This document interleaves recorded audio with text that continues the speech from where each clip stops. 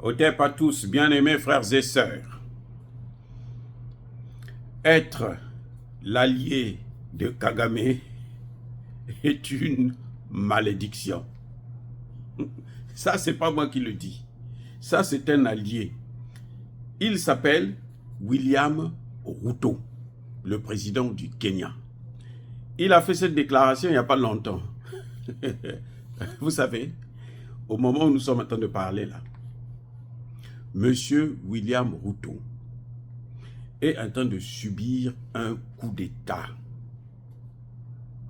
Il y a un coup d'État en téléchargement en ce net moment au Kenya.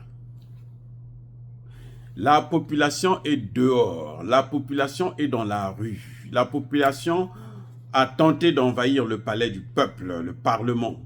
La population a failli, a tenté d'envahir la présidence. Monsieur William Ruto est en très grande difficulté. Ça fait 5 jours que la population est dehors. 38 morts et plus de 150 blessés. William Ruto, le président du Kenya, démocratiquement ou plutôt occidentalement élu, a sorti des gros moyens. Bombes lacrymogènes, police, gendarmerie, armée, tout le monde. Toute la clique, il les a sortis pour dissuader la population qui malheureusement ne démord pas, elle ne décolère pas. Il demande 3 choses au président du Kenya. D'abord, qu'il règle le problème de la vie chère. Vous savez, la vie chère, c'est ce qui avait fait partir Omar el-Bashir du Soudan. C'est ce qui avait permis justement que, on démantèle le Soudan. On le balkanise. On le divise en mini-morceaux. William Ruto est en train de subir la même situation. Jusqu'où ça va aller, en tout cas, on attend des nouvelles. Dès qu'on en aura, on vous le dira. Mais ce qui est certain, c'est que ça fait 5 jours que la population est dans la rue et que le palais parlementaire est encerclé par des militaires pour empêcher à ce que les gens puissent rentrer dedans. Et ces militaires ont reçu l'ordre de tirer à balles réelles. Et nous n'avons pas encore vu une seule association des droits de l'homme pour venir en parler. Là, il n'y a pas la réponse des droits de l'homme.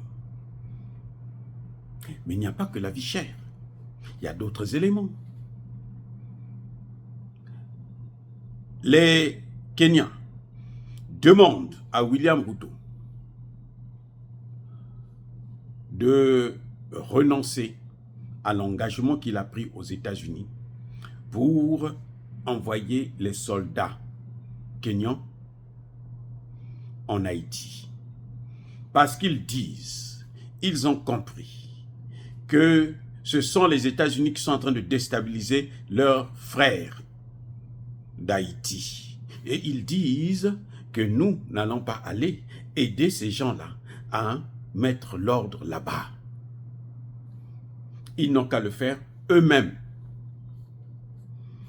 Monsieur Ruto peut-il renoncer à ce qui lui a permis de s'asseoir sur le fauteuil, sur la chaise de Joe Biden dans le bureau ovale? Je ne pense pas. Et ça devient une patate chaude qu'il a sur la main. Eh oui, est-ce que William Ruto peut renoncer à la chefferie de Grand Lac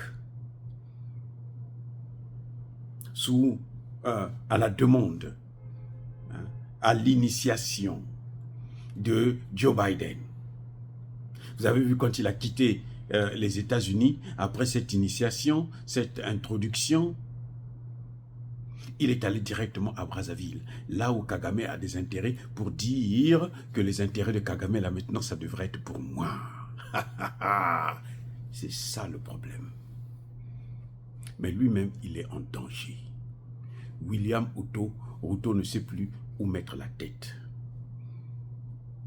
En dehors d'Haïti, il y a encore un autre dossier chaud. C'est que William Ruto avait envoyé ses soldats en RDC et ils étaient partis là-bas dans le cadre de l'EAC. Eh oui. Et l'EAC, pour incompétence, a été chassé, viré.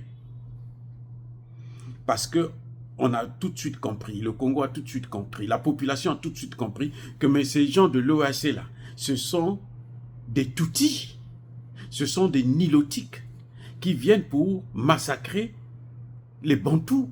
Et nous, on ne peut pas continuer comme ça. Il faudrait qu'ils partent. On les a chassés. Et William Ruto, qu'est-ce qu'il a fait? Au lieu de faire revenir ses soldats au Kenya, il les a amenés en Ouganda. Depuis l'Ouganda, il rentre encore au Congo pour aller commettre des crimes. Malheureusement pour eux, c'est que depuis un certain temps, l'armée congolaise et les patriotes congolais qu'on appelle les Wazalendo, que nous saluons vivement, chaleureusement, ils ont commencé à monter en puissance, à les mettre à mal et à les neutraliser. Donc, dernièrement, là, dans des caisses, là, on a amené des Kenyans qui ont été envoyés au repos éternel depuis la RDC. Et la population est remontée et demande des comptes à Ruto. Explique-nous comment se fait-il que nos soldats ne sont plus au Congo, mais ils continuent à mourir quand même au Congo. Les soldats qui étaient partis, ils devraient être revenus. Et maintenant, on se rend compte qu'on les amène ici dans des caisses. Et qu'est-ce qui se passe?